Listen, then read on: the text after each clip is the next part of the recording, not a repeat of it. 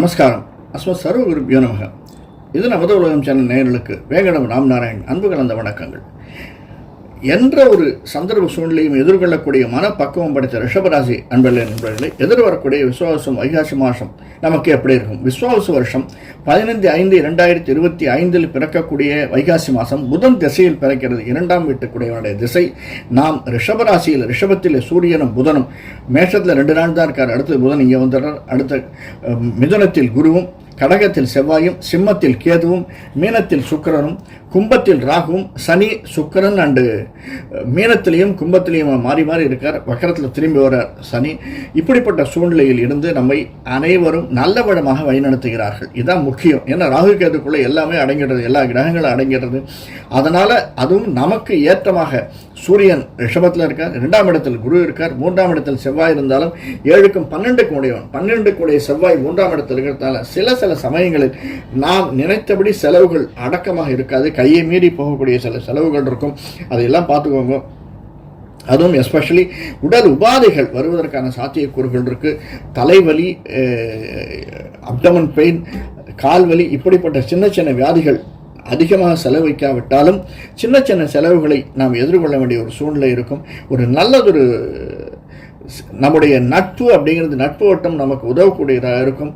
2ஆம் இடம் மிக அருமையாக இருக்கிறதுனால, 2இல் குரு இருக்கிறதுனாலையும், புதன் அங்கே 2ஆம் வீட்டுக்கு போகிறதுனாலையும், சொந்த வீட்டுக்கு போகிறதுனாலையும், புதன் அங்கே ஆட்சி செய்வதனாலையும் நாம் நினைத்ததை, அதாவது வீடு மனை வாகனம் வாங்கணும் அப்படின்னா எது நினைத்தாலும் அது நடத்தி தரக்கூடியதாக, செலவினங்களை கொடுக்கக்கூடியதாக இருந்தாலும் அதை நாமே முன்னின்று நடத்துவதனால் செலவினங்களும் நமக்கு வரவாகி போகக்கூடியதாக அமைந்திருக்கிறது இந்த மாதம், வைகாசி மாதம்.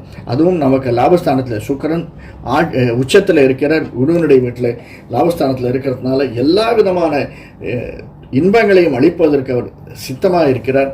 நாம் தான் முயற்சிக்கணும். முயற்சி செய்தால் நிச்சயமாக வெற்றி உண்டு. நாம் அப்ளிகேஷன் போட்டால் தான் ஆர்டர் வரும். அதை நம்ம மனசில் நினச்சிக்கணும். 10ல் இருக்கக்கூடிய ராகுவும் சனியும் கூட்டு சில சந்தர்ப்பங்களில் பிஸ்னஸில் இருக்கிறவர்களுக்கு கொஞ்சம் ஏற்றத்தாழ்வுகள் வரலாம், எதிர்பாராத உபாதைகள் வரலாம். அதெல்லாம் சர்வ சகஜம்தான். அதற்காக மனம் உடைந்து விடாதீர்கள். அதை காப்பாற்றுவதற்காகத்தான் 2ஆம் இடத்தில் குருவும் புதனும் சேர்ந்து 20ஆம் தேதிக்கு மேலே நல்ல ஒரு லாபத்தை தரக்கூடியதாக இருக்கிறார்கள். 20ஆம் தேதி வரைக்கும் இருக்கக்கூடிய புதன் வெளிநாடு பயணத்தை இதுவரையில் ஏதாவது நாம் அப்ளிகேஷன் போட்டிருந்தோம்னா அதற்கான பயண ஏற்பாடுகள் எல்லாம் செஞ்சு வச்சுக்கோங்க. நிச்சயமாக வெளிநாடு செல்வதற்கான வாய்ப்பு இருக்குது. பிஸ்னஸ் சம்பந்தமாக இருந்தால் மிகவும் நல்லா இருக்கும். படிப்பு சம்பந்தமாக இருப்பதற்கு சாத்தியக்கூறுகள் நிறைய இருக்குது. முக்கியமாக சினிமா, சின்னத்திரை பெரிய திரை இருப்பவர்களுக்கு இந்த எதிர்வரக்கூடிய வைகாசி மாதம் ரிஷபராசிக்காரர்களுக்கு நல்ல ஏற்றத்தை தரக்கூடியதாக அமைந்திருக்கும். ஏன்னா மீனத்தில் இருக்கக்கூடிய சுக்கிரன், குருவினுடைய வீட்டில் இருக்கக்கூடிய சுக்கிரன் 7ஆம் பார்வையாக நம்முடைய 5ஆம் வீட்டை பார்க்குறார். மிக அருமையானதொரு ஏற்றம். நம்முடைய மிக மிக ஏற்றம் தரக்கூடிய அனைத்து விஷயங்களும் ராகு கேதுக்குள்ளே அடங்கியிருக்கு. அதனால் எல்லா பிளானட்ஸுமே நமக்கு சாதகமாக இருக்கக்கூடிய சூழ்நிலையில் தான் இருக்கிறது. லக்னமும் அதில் தான் பிறக்கிறது. ரிஷபத்தில் தான் லக்னம் பிறக்கிறது. இப்படிப்பட்ட சூழ்நிலை விவசாயிகள் ரொம்ப சந்தோஷமாக இருப்பார்கள். அவருக்கு எதிர்பாராத பண வரவு இருக்குது. சின்ன சின்ன பிரச்சனைகள் இருக்குது. அந்த பிரச்சனைகள்லாம் சாதாரணமாக சந்திக்கக்கூடிய பிரச்சனைகள் தான். ஹெல்த் சம்மந்தப்பட்ட விஷயத்தில் கொஞ்சம் கேர்ஃபுல்லாக இருங்க ரிஷபராசிக்காரர்கள். ஏன்னா 10ஆம் இடத்தில் இருக்கக்கூடிய ராகு பிஸ்னஸ் சம்பந்தமாக வெளிநாடு செல்லவே, வெளியிடம் செல்ல, வெளியூர் செல்லும் போது, அல்லது நாம் ஒரு சாதாரணமாக வெளியூர் செல்லும் போதே நமக்கு சின்ன சின்ன இடர்பாடுகள் வரலாம். அதையெல்லாம் எதிர்கொள்ளக்கூடிய மனப்பக்குவத்தை நிச்சயமாக குருவும் புதனும் நமக்கு தருவார்கள். அதில் ஒன்றும் சந்தேகமே கிடையாது. பிஸ்னஸ் அப்படின்னு எடுத்தோம்னா ஷேர்ஸில் போடாதீங்க, கொஞ்சம் கேர்ஃபுல்லாக இருங்க. ஏன்னா 10ஆம் இடத்தில் இருக்கக்கூடிய ரொம்ப ஃப்ளக்சுவேஷனாக இருக்குது சனியும் ராகுவும்.